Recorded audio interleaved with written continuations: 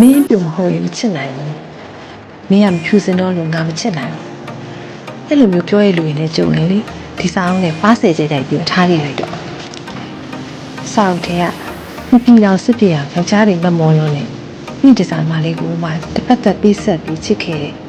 ချစ်ဆိုတာတဏှာရာကနဲ့လုံးဝမပတ်သက်ဘူးဆိုတာတတိပန်းလေးတထေးလေးနဲ့လွယ်လာပြီအဲ့ဒီကောင်လေးကိုကြည့်ပြီးထိုင်ရင်းနေလိမ့်မယ်ဒါတော့ဒီကောင်လေးကမင်းကနွားကြီးစားလို့နန်းတွေကိုပြန်ပြောပြီးတော့ဟာရင်ဟာနေအောင်မဘလို့ရှင်းပြနားမလဲတဲ့သူတွေကရှိကိုရှိတယ်မင်းကိုချစ်တဲ့သူကတော့မင်းဘာကြီးဖြစ်နေလဲချစ်မှာပဲ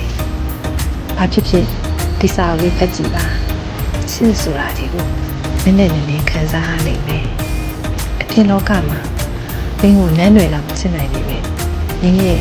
အတိတ်မကောင်းလို့ဘဝမလာခဲ့ရင်တော့မှနားလဲပြီးမင်းရဲ့အရှိဖြစ်တယ်လေချစ်ပေးတဲ့သူကတော့ရှိမှာပဲချစ်လို့ပြောရင်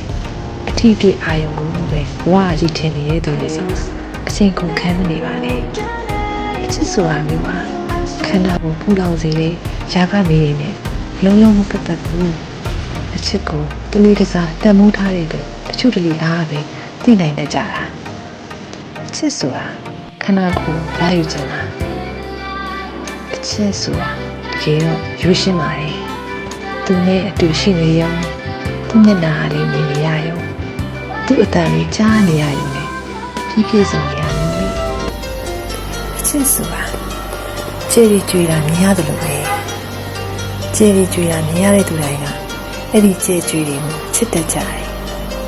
သူ့ရဲ့လက်ဖွားလေးတွေကိုဖွားဖွားလေးကင်ထားရရင်သူ့မျက်လုံးလေးတွေကိုမဝင်မရင်ခိုးကြည့်နေရရင်ရင်ထဲမှာပြည့်သိမ့်နေတယ်လို့မျိုးပေါ့